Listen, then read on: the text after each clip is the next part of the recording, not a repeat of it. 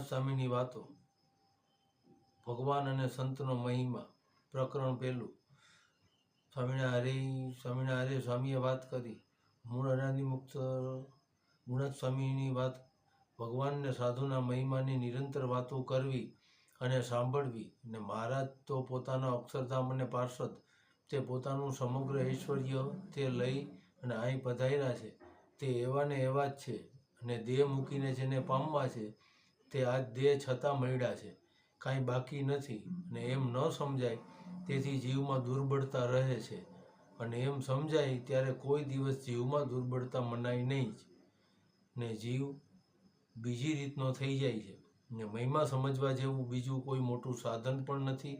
ને મહિમા વિના બીજા ગમે એટલા સાધન કરે તો પણ જીવ બળને પામે નહીં.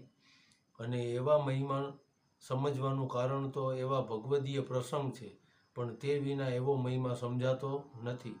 વાત બીજી, સાંખ્ય વિચાર કરવા શીખવો. અને સાંખ્ય વિના લોભ, કામ, સ્વાદ, સ્નેહ, માન એ 5 દોષ તથા આધ્યાત્મ, અધિભૂત અને અધિદેવ એ 3 તાપ એ સર્વેનું દુઃખ મટે નહીં.